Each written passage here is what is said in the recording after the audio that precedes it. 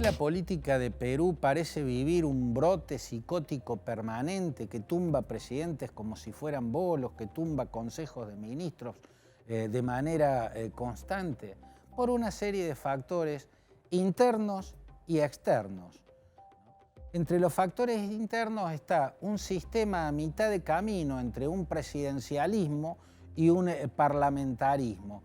Ese sistema a mitad de camino le da al Congreso muchos instrumentos de obstrucción, de perturbación, de bloqueo a los gobiernos si la oposición carece de los escrúpulos y de la responsabilidad política que necesita para funcionar bien un sistema de esas características. Como es dominante en el mundo de estos días y también en la región, hay una fuerte decadencia de las clases dirigentes. Esa fuerte decadencia de las clases dirigentes en Perú se ve fundamentalmente en el Congreso, donde la oposición lleva larguísimos años actuando con cierto salvajismo político. A eso se suman otros factores globales y factores locales. Uno de los factores locales es la atomización del voto o la atomización de la partidocracia. En Perú, hasta finales de la década del siglo pasado, la partidocracia estaba dominada por una centro-derecha fuerte, la que lideraba el expresidente Fernando Belaúnde Terry. Había una centro-izquierda fuerte que giraba en torno al partido aprista, heredero del APRA que había fundado Víctor Raúl Haya de la Torre.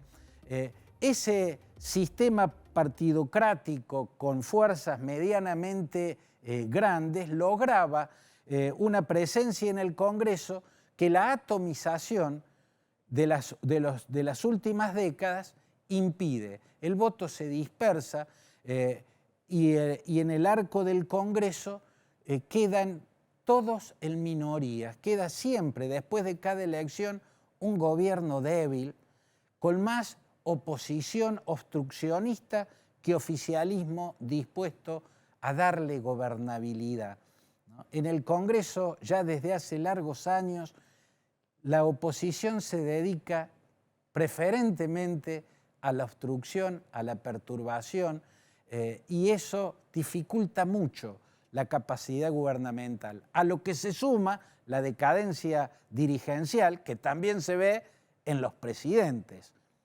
Fue el caso más patético, el de Pedro Castillo, el presidente que acaba de caer.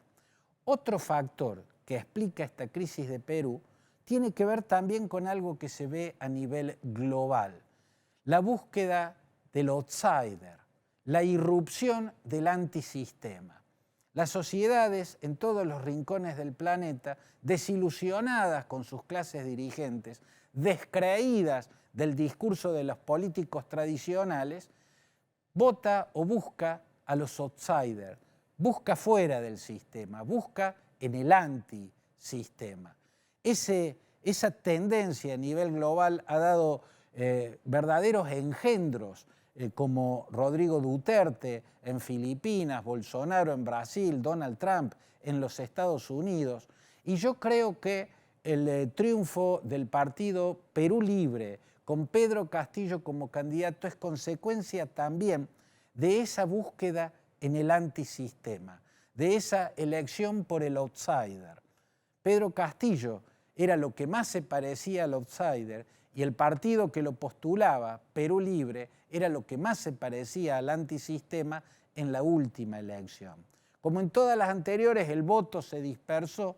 Pedro Castillo ganó con menos del voto, no alcanzó el 20% de los sufragios, lo siguió varios puntos por debajo Keiko Fujimori y el partido Fuerza Popular, que es el partido fujimorista, la derecha dura. Los demás partidos tuvieron mucho menos votos, pero todos entraron con pequeñas cantidades de banca y la mayoría son partidos de centro derecha y de derecha. La cuestión es que llegó así al poder un partido inconcebible, porque Perú Libre es más un partido regional que un partido nacional, porque el fundador y líder de Perú Líder de Perú Libre, Vladimir Cedrón, fue gobernador del departamento de Junín y como tal tuvo denuncias de corrupción que lo llevaron a juicio y en los juicios fue encontrado culpable y recibió condenas. Por eso no pudo ser candidato por su partido y por eso su partido tuvo que salir a buscar un candidato. Le ofreció la postulación a un maestro rural que venía del partido de centro liberal, de centro derecha, podemos decir, que lidera el expresidente Alejandro Toledo. Ese maestro rural o profesor rural, Pedro Castillo, había cobrado alguna notoriedad como sindicalista docente, encabezando una larga huelga docente contra el entonces presidente Pedro Pablo Kuczynski, y de ese modo se conformó la fórmula presidencial que ganó la última elección. Así llegó al poder Pedro Castillo. ¿Y cómo fue su gobierno? Un gobierno patético, un gobierno que duró 1 año y medio y la verdad hasta resulta extraño que haya durado 1 año y medio, porque durante ese año y medio Pedro Castillo pareció deambular errático en el escenario del poder. Rompió récords mundiales de cambios de gabinete, cambió más de 70 veces a ministros, más de 70 ministros cambió, y siempre los cambios de gabinete ponían en un cargo ministerial a personajes impresentables. Fue un gobierno patético por donde se lo mire, pero la oposición también fue patética, porque fue salvaje. En realidad, Keiko Fujimori nunca aceptó haber perdido la elección contra Pedro Castillo, lo perdió en la segunda vuelta y por una diferencia mínima de votos, y aunque todos los observadores ratificaron la limpieza del escrutinio, ella nunca reconoció su derrota y se abocó desde el primer minuto a torpedear el gobierno de Pedro Castillo. Por eso, 2 veces le hicieron juicio para destituirlo. Allá el proceso de impeachment se llama de vacancia por incapacidad moral permanente. Es una figura legal difusa que a veces puede aplicarse bien y otras veces puede aplicarse mal. Yo creo que se la aplicó de manera irresponsable, por ejemplo, cuando se sacó del poder al presidente Pedro Pablo Kuczynski. Creo que es discutible su aplicación cuando se destituyó al presidente Martín Vizcarra. Creo que hay una sobredosis en el uso de ese instrumento legal difuso que es la vacancia por incapacidad moral permanente. 2 veces embistió el Congreso para destituir a Pedro Castillo por incapacidad moral permanente, las 2 veces había fracasado. Ahora iba por una tercera oportunidad, iba a destituir por incapacidad moral permanente a Pedro Castillo y esta vez todo indicaba que le iba a alcanzar a la oposición la cantidad de votos para lograr el objetivo. Pedro Castillo se les adelantó y disolvió el Congreso, pero automáticamente se quedó solo. El Consejo de Ministros que él presidía, en lugar de apoyarlo, lo abandonó, se produjo una renuncia en masa, miró a las Fuerzas Armadas, pidió respaldo y las Fuerzas Armadas le dijeron no, y más solo que nunca, Pedro Castillo terminó cayendo y quedando detenido. Lo que le espera es la prisión. ¿Va a poder gobernar Dina Boluarte, la vicepresidenta que se convirtió en presidenta y que se convierte de ese modo en la primera mujer que ocupa la presidencia en Perú? ¿Va a lograr el objetivo que se ha propuesto y ha anunciado, que es completar el mandato en curso, o sea, llegar hasta el 2026 en la presidencia? La verdad es que parece imposible. Lo que tiene por delante Dina Boluarte se parece a una jungla cerrada donde lo que le esperan son acechanzas y emboscadas. Pero antes de analizar lo que le espera a Dina Boluarte, veamos la caída de Castillo. ¿Fue un golpe de Estado la disolución del Congreso que intentó Pedro Castillo y que terminó con su propia caída? Bueno, fue un golpe de Estado, pero hay que señalar que no siempre, en el caso de la institucionalidad peruana, la disolución del Congreso implica golpe de Estado. Está el caso de 1992, cuando el entonces presidente, Alberto Fujimori, disolvió el Congreso. Aquella disolución del Congreso que hizo Fujimori en 1992 fue golpe de Estado. ¿Por qué? Porque no convocó a elecciones legislativas para que haya un nuevo Congreso, porque no había causas que justificaran constitucionalmente la disolución del Congreso y porque a eso Fujimori sumó que estableció inmediatamente el control del Poder Judicial por parte del Poder Ejecutivo, o sea, anuló la división de poderes. Pero no todas las disoluciones del Congreso pueden ser interpretadas como un golpe de Estado. En el 2019, el entonces presidente Martín Vizcarra también disolvió el Congreso, pero el Tribunal Constitucional, que posteriormente analizó el caso, llegó a la conclusión de que hubo continuidad institucional y constitucional, de que no hubo golpe de Estado. ¿Por qué? Porque encontró causales que justificaban la aplicación del artículo 134 y por ende que Martín Vizcarra se había atenido a la ley. Además, inmediatamente había convocado a elecciones anticipadas y por ende logró disolver el Congreso y que a la vez todo se siguiera en el carril de la institucionalidad. Por cierto, las bibliotecas se dividieron, quedó gente convencida de que ese también fue un golpe de Estado, pero un tribunal constitucional dijo que no.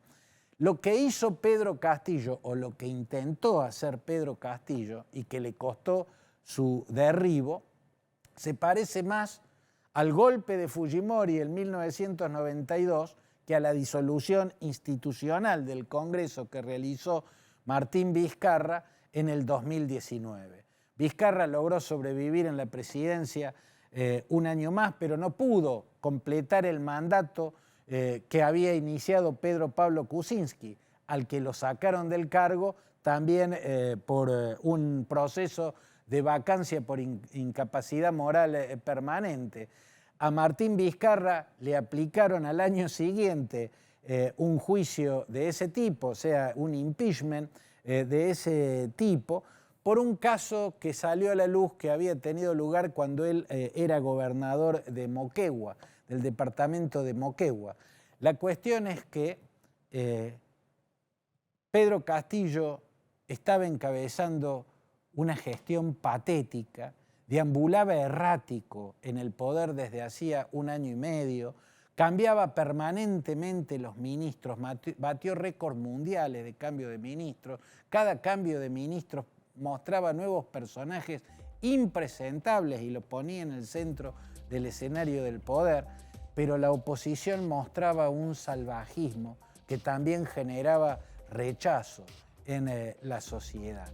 La cuestión es que finalmente Pedro Castillo, que estaba muy solo porque había roto con su partido, quedó mucho más solo cuando, al intentar la disolución del Congreso, su propio Consejo de Ministros lo desautorizó.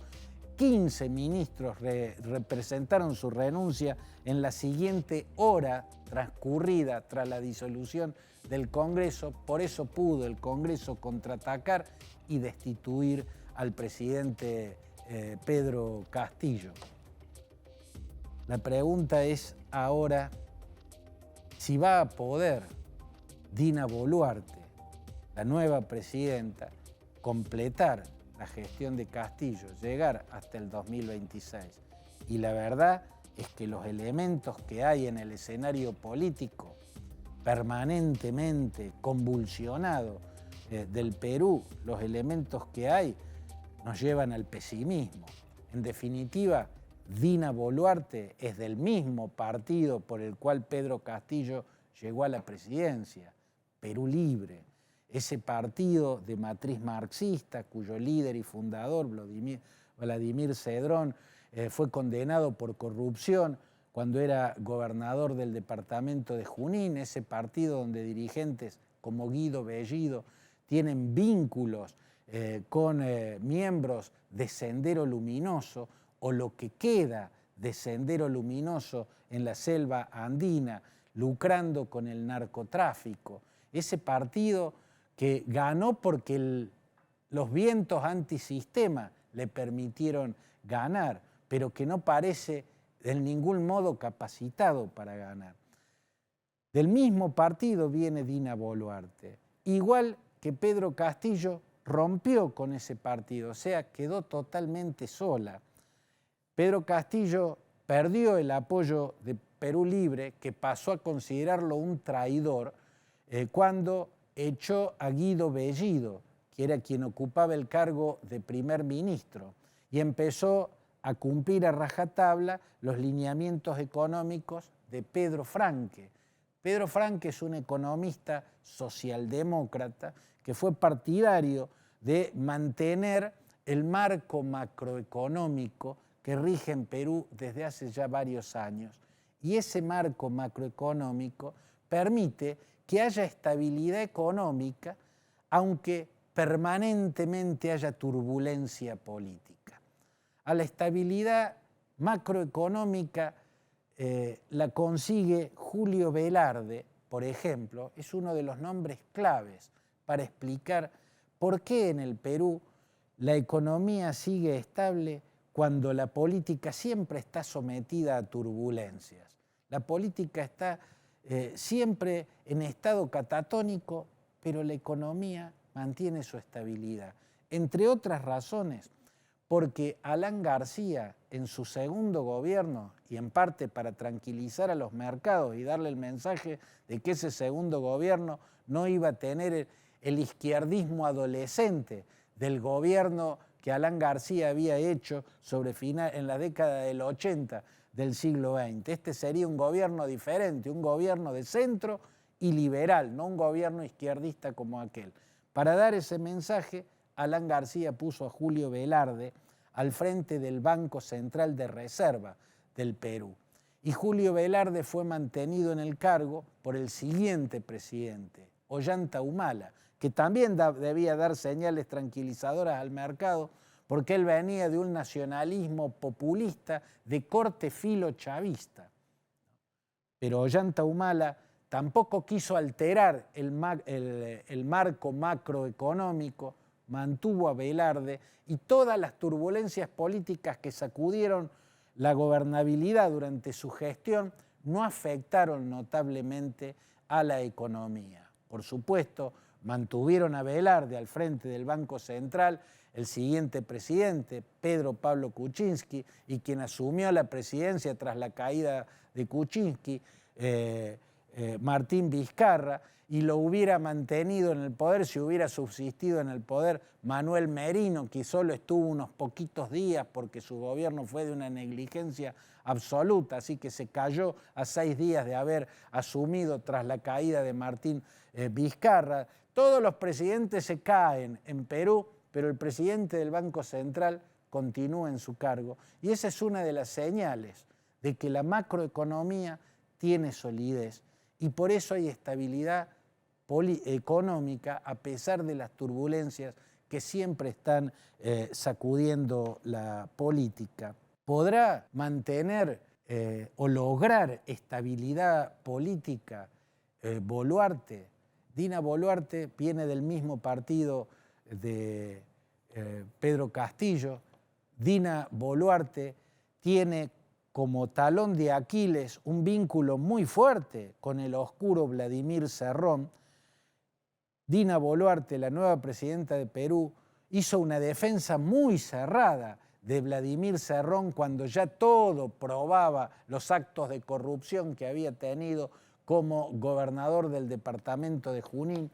Con semejantes flancos débiles, Dina Boluarte, tan sola como Pedro Castillo, y con una oposición tan cerrada, tan dura, con tan pocos escrúpulos como la que sigue encabezando Keiko Fujimori, ¿va a poder gobernar hasta el 2026? Tal vez sería más lógico que convocara elecciones para el año próximo y que ocupara la presidencia solo durante un puñado de meses. Pero por el momento lo que ha prometido es un gobierno de unidad nacional y completar el mandato en curso. ¿Qué tiene Dina Boluarte que no tenía Pedro Castillo? Un poco más de inteligencia. Pedro Castillo fue un récord de incompetencia, un récord de inutilidad, un récord de negligencia. Entre sus pocos aciertos estuvo primero nominar a Pedro Franque como ministro de Economía, mantener a Velarde como presidente del Banco Central y decidir, aunque tarde, sacarse ese sombrero que lo volvía ridículo cuando lo usaba incluso en los recintos cerrados. Fuera de esos aciertos no tuvo ninguno más. Bueno, Dina Boluarte parece al menos no tan negligente, al menos no tan inexperta, pero tiene flancos débiles, flancos muy débiles, y lo que tiene por delante se parece a una jungla, donde lo que le esperan son acechanzas y emboscadas.